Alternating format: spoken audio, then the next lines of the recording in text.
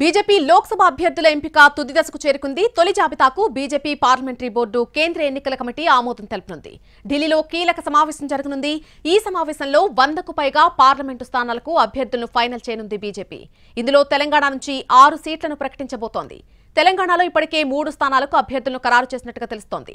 4 సిట్టింగుల్లో 3కి మళ్లీ టికెట్ ఇచ్చినట్టు సమాచారం. ఆదిలాబాద్ ఎంపీ స్థానాన్ని మాత్రం పెండింగ్ లో పెట్టింది. తెలంగాణలోని మరొక 14 ఎంపీ స్థానాల్లో అభ్యర్థుల ఎంపికపై దృష్టి పెట్టింది. తెలంగాణ నుంచి 6 ఎంపీ అభ్యర్థుల పేర్లను బీజేపీ హైకమాండ్ ఫైనల్ చేసే అవకాశం కనిపిస్తోంది.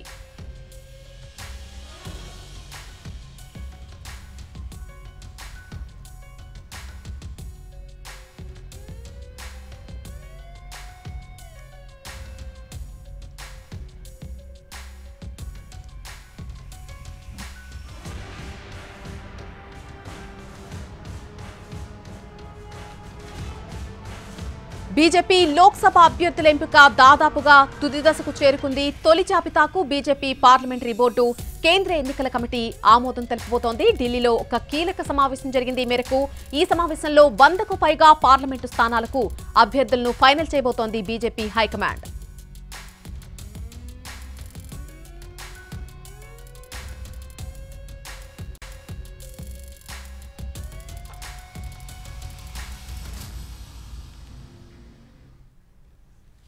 ఇదే విషయానికి సంబంధించి పూర్తి అప్డేట్ మా ప్రతినిధి రాజు ఢిల్లీ నుంచి లైవ్ లో అందిస్తారు. రాజు, బీజేపీ లోక్సభ అభ్యర్థుల విషయంలో ఎంపిక దాదాపుగా లాస్ట్ స్టేజ్ కు చేరుకున్నట్టుగా తెలుస్తోంది. ఒక 100 మంది అభ్యర్థులను కూడా ప్రకటించే అవకాశం కనిపిస్తోంది. అందులో 6 తెలంగాణ అభ్యర్థులు ఉండబోతున్నారని చెప్తున్నారు. పూర్తి అప్డేట్ ఏంటి? ఎస్ నరడి, మరికొద్దిసేపట్లో బీజేపీ కేంద్ర ఎన్నికల కమిటీ సమావేశం ప్రారంభం కాబోతుంది. ఈ సమావేశం భారత జాతీయ పార్టీ ఏదైతే బీజేపీ పార్టీకి జాతీయ అధ్యక్షుడిగా ఉన్నటువంటి నడ్డా అధ్యక్షతన జరగబోతుంది. ఈ సమావేశానికి ప్రధానమంత్రి నరేంద్ర మోడీ, అమిత్ షా, రాజ్నాథ్ సింగ్లతో పాటు ఏదైతే తెలంగాణ నుంచి కేంద్ర ఎన్నికల కమిటీలో ఉన్నటువంటి డాక్టర్ లక్ష్మణ్ కూడా హాజరు కాబోతున్నారు.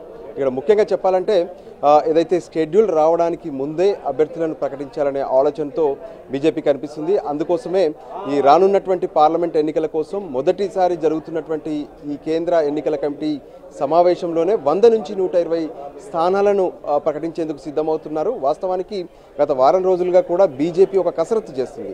రాష్ట్రాల్లో ఉన్నటువంటి కమిటీలు ఏవైతే ఉన్నాయో రాష్ట్రాల్లో ఉన్నటువంటి ఎన్నికల కమిటీలతో ప్రత్యేకంగా సంప్రదింపులు జరిపారు. ఇదే బీజేపీ కేంద్ర కార్యాలయంలో సమావేశమయ్యి అక్కడ ఉన్నటువంటి ప్రాబబుల్స్ ఎవరెవరు ఏంటి అనే దాని మీద ప్రత్యేకంగా జాబితాను కూడా తయారు చేశారు. సో ఈ రోజు దానికి సంబంధించి ఫైనల్ చేయబోతున్నారు. ఇక ఇప్పటికీ ఒక టార్గెట్ అయితే పెట్టుకున్నారు. ఎందుకంటే ఈసారి 3వసారి బీజేపీ అధికారంలోకి రావడం అనేది కామన్గా ఉన్నప్పటికీ కూడా అత్యధిక సీట్లను సాధించాలి లోక్సభలో అనేది టార్గెట్గా పెట్టుకున్నారు. అందులో భాగంగానే 370 బీజేపీ గెలవాలి, మిగతా ఎన్డీఏతో కలిపి 400 సీట్లు దాటాలనే ఆలోచనతో బీజేపీ కనిపిస్తుంది.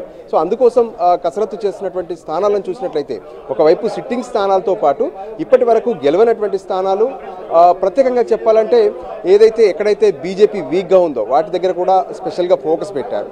సో దానికి అనుగుణంగానే ఈసారి కొంత ముందుగానే ఇక అభ్యర్థుల జాబితాను ప్రకటించే అవకాశం కనిపిస్తుంది. ఈరోజు సమావేశం తర్వాత రేపు తొలి జాబితాను విడుదల చేసే అవకాశాలు ఎక్కువగా కనిపిస్తున్నాయి. ఇక తెలుగు రాష్ట్రాల విషయానికి వస్తే తెలంగాణ నుంచి అంటే ఇప్పటికే సిట్టింగ్ స్థానాలు 4 ఉన్నప్పటికీ కూడా అందులో 3ని మాత్రం మొదటి జాబితాలో అనౌన్స్ చేయబోతున్నారు. సికింద్రాబాద్ నుంచి కిషన్ రెడ్డి, నిజామాబాద్ నుంచి ధర్మపురి అరవింద్, కరీంనగర్ నుంచి బండి సంజయ్, ఈ 3ని అనౌన్స్ చేస్తూనే ఏదైతే ఆదిలాబాద్ నుంచి సోయం బాబురావు ఉన్నారు, సో ఆయనకు సంబంధించినటువంటి సీటును హోల్డ్ చేయబోతున్నారు. మనకు బీజేపీ నేతలందరూ కూడా వేదికపైకి వస్తున్నారు. మనం చూస్తున్నాము. ప్రత్యేకంగా ఈరోజు ఏదైతే జాయినింగ్స్ కార్యక్రమం కూడా మనకు కనిపిస్తుంది. ఆ జాయినింగ్స్ కోసం బీజేపీ నేతలంతా కూడా ఇక్కడికి చేరుకున్నారు. మనం చూడొచ్చు ఏదైతే పార్టీకి సంబంధించినటువంటి రాష్ట్ర వ్యవహారాల ఇన్ఛార్జ్ తరుణ్ చుగ్, కేంద్ర ఎన్నికల కమిటీ పార్లమెంట్ బోర్డు మెంబర్గా ఉన్నటువంటి ఎంపీ లక్ష్మణ్ కూడా మనకి ఇక్కడ కనిపిస్తున్నారు. మనం చూస్తే ఏదైతే రాములు ఇక్కడ మనకు కనిపిస్తున్నారు, రాములు ఎవరైతే ఉన్నారో రాములు ఈరోజు బీఆర్ఎస్ పార్టీలో తను సిట్టింగ్ ఎమ్మెల్యేగా ఉన్నారు.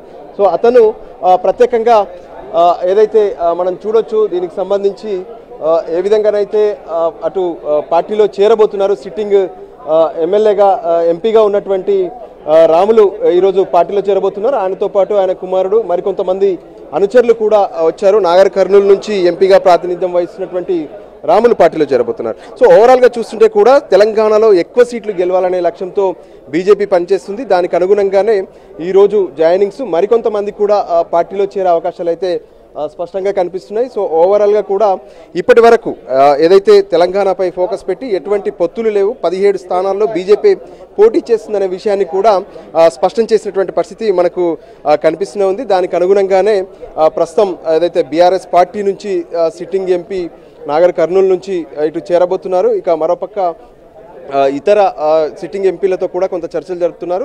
దానికి సంబంధించి రెండో జాబితాలో మరింత క్లారిటీ కూడా వచ్చే అవకాశం కనిపిస్తుంది.